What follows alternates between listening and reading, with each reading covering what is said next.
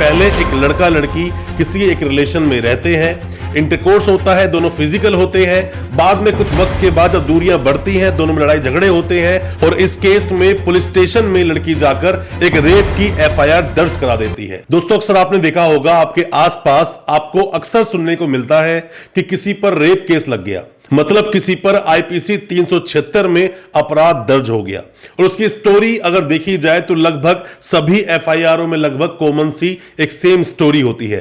क्योंकि आजकल होता क्या है कि पहले एक लड़का लड़की किसी एक रिलेशन में रहते हैं, इंटरकोर्स होता है, दोनों फिजिकल होते हैं। बाद में कुछ वक्त के बाद जब दूरियां बढ़ती हैं, दोनों में लड़ाई झगड़े होते हैं और इस केस में पुलिस स्टेशन में लड़की जाकर एक रेप की एफआईआर दर्ज करा देती है। यहीं से मुसीबतें बढ़नी शुरू हो जाती है उस लड़के की और आसानी से उसको बेल भी नहीं मिल पाती है।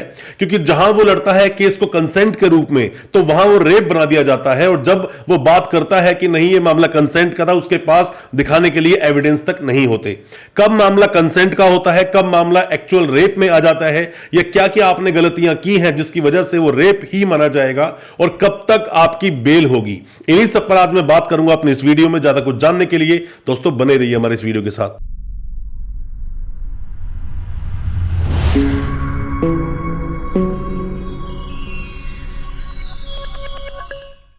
नमस्कार दोस्तों, स्वागत करता हूं आप सभी का अपने इस YouTube चैनल पर जिसका नाम है फाइट फॉर ट्रू। मेरा नाम है वीरेंद्र वर्मा।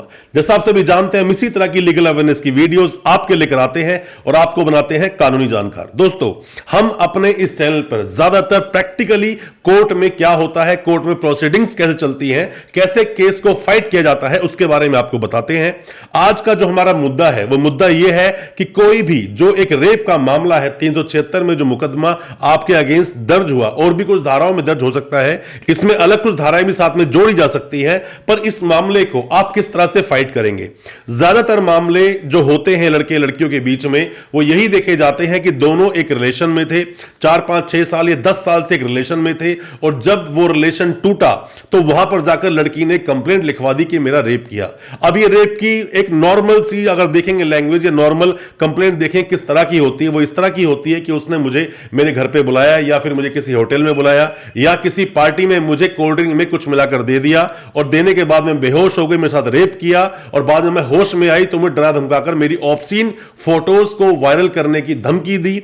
और भी कुछ चीज जोड़ी जाती है इसके अंदर, जैसे कि मुझसे फॉल्स एक शादी का वादा किया, शादी कर लूंगा, और साथ में हमारा रिलेशन बनता रहा। अब दोस्तों यहां पर बात क्या होती है, कंसेंट का मामला था, पर वहां अब वो रेप बन गया क्योंकि आपने फोर्सफुली कोई चीज किया, किसी को डराया धमकाया। डराने धमकाने के भी ऑफेंस आईपीसी के सेक्शन उसमें लग जाएंगे। साथ में ही जो आपके अगेंस्ट एक बात बोली गई कि मेरी ऑब्सीन फोटोज हैं इसके पास, इसके फोन में मेरी फोटोज है, तो एफएसएल आपका फोन भेज दिया जाता है और वहां मामला और लेंथी लंबा हो जाता है। अब होता क्या है, कब ये कंसेंट है और कब कंसेंट नहीं है, इसको आपको समझने की बिल्कुल जरूरत है। क्या होता है, अब ये टोटल 7 पॉइंट्स को डिफाइन किया गया है जिसके अंदर बताया गया है कि कब कंसेंट होगा और कब कंसेंट नहीं होगा, जो कि आईपीसी 375 में जाकर आप देख सकते हैं, वहां बताई गई है सब चीजें। अब है क्या चीज, पहली बात जहां पर बोलते हैं कंसेंट विदाउट हर विल, मतलब कि वो चाहती नहीं थी पर आपने कंसेंट लिया, मतलब कंसेंट नहीं काउंट होगा। वो चाहती नहीं है कंसेंट देना, फिर भी फोर्सफुली कोई चीज होती है तो कंसेंट में नहीं आएगी, मतलब कि वो पूरी तरह से समर्पित नहीं है और फिर भी फिजिकल हुआ तो वो कंसेंट में नहीं आता है, तो इसको कंसेंट में आप नहीं बोल सकते हैं। यहां आपके ऊपर रेप के चार्जेस लगाए जाएंगे। अगले पॉइंट में हम बात कर सकते हैं विदाउट हर कंसेंट, मतलब कोई कंसेंट उसने नहीं दिया। लगभग दोनों एक जैसे हैं, एक में अगेंस्ट का प्रयोग करते हैं, एक में विदाउट हर कंसेंट की बात करते हैं। और साथ में ही अनसाउंड माइंड की बात भी की जाती है कि अगर कोई लड़की अनसाउंड माइंड है, वो कंसेंट दे भी दे तो भी वो कंसेंट नहीं है। अगले पॉइंट की हम बात करते हैं जहां पर कोई लड़का कुछ इस तरह से किसी लड़की को दिखाए कि वो उसका हस्बैंड है, बट जबकि वो अनलॉफुल हस्बैंड है, मतलब कि वो हस्बैंड नहीं है उस लड़की का, और वहां वो बिलीव करा दे कि वो उसका हस्बैंड है, तो ऐसे मामले भी कंसेंट में नहीं आ सकते। ऐसे मामले भी रेप की श्रेणी में ही आएंगे। साथ में ही लड़की की उम्र तय की गई है। आप जब जाएंगे आईपी 375 में, वहां आपको मेंशन सब कुछ देखने को मिलेगा। उस एज से कम 18 साल नॉर्मली एज होती है। 18 साल से कम की लड़की का अगर कंसेंट है भी तो भी वो कंसेंट नहीं माना जाएगा। बहुत सारे केस हमारे पास पास पॉक्सो के आते हैं, लड़के बोलते हैं हम लोगों को आकर कि सर लड़की का जो रिलेशन था 17-18 साल की लड़की थी पर वो कंसेंट था, हम दोनों एक दूसरे प्यार करा करते थे।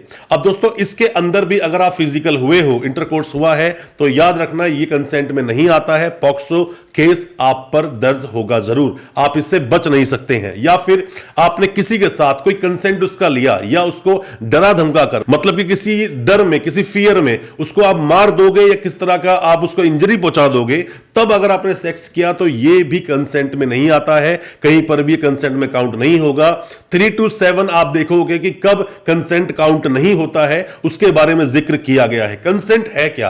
कंसेंट का मतलब है पूरी तरह से आपके लिए समर्पित होना। लड़की आपसे प्यार में है, आप एक दूसरे से प्यार करते हो, पर दोनों की जो एज है, जो हमारी लॉ में जो एक एज बताई गई, कानून जो एक एज को बोलता है, अगर उस एज से आप कम हो, अगर लड़की उस एज से कम है, 18 साल से कम है, तो पॉक्सो के तहत आपका केस दर्ज हो जाएगा।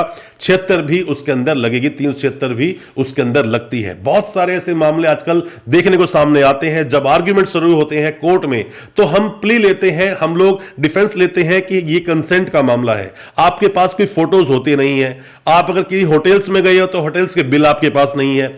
बहुत सारे ऐसे मुद्दे होते हैं जहां आपके पास कोई भी एविडेंस नहीं है, जब आप शो कर सको कंसेंट था, हम दोनों का रिलेशन था। और जब आप ये सब फोटोज दिखा भी देते हो, आप एविडेंस दिखा भी देते हो, तो वहां एक मुद्दा और अड़ जाता है। वो लड़की बोलती है कि मुझे इसने प्रॉमिस किया था शादी करेगा, बट अब ये शादी मुझसे नहीं कर रहा है। और साथ में, या फिर अगर वो मैरिड था तो वो क्या बोलती है लड़की, बेशक उसको पता हो, वो बोलेगी कि नहीं मुझे नहीं पता था, वो शादीशुदा है और ये रिलेशन में आया कि मैं तुझसे शादी करूंगा, रिलेशन हमारे बनते गए। ऐसे बहुत सारे मामले होते हैं जहां आप इजीली फंस जाओगे। दोस्तों अगर आपके ऊपर कोई भी रेप केस दर्ज हुआ तो आप ये मान लीजिए कि अब बेल लेना थोड़ा आसान तो आपके लिए नहीं है, पर हां आपके पास अगर एविडेंस ठीक से हुए और अच्छे से आपके वकील साहब उस केस को प्रेजेंट कर पाए तो आपकी बेल जल्दी हो भी जाएगी। कोई भी किसी भी तरह के डाउट्स हैं या कोई भी किस तरह के सवाल आप पूछना चाहते हैं, कमेंट बॉक्स में आप जरूर बताएं। कोई पर्सनल कोई सवाल चाहते हैं पूछना, हमें आप व्हाट्सएप करें, दिए गए नंबर पर हम आपको उसका रिप्लाई जरूर करेंगे। और दोस्तों अच्छा लगा आज का वीडियो, हमारी वीडियो को ज्यादा से ज्यादा अपने दोस्तों परिजन परिवार में शेयर करें ताकि वो भी अपने आप को कानूनी जानकार बना सके। बहुत बहुत शुक्रिया दोस्त, धन्यवाद हमारे इस वीडियो के साथ बने रहने के लिए।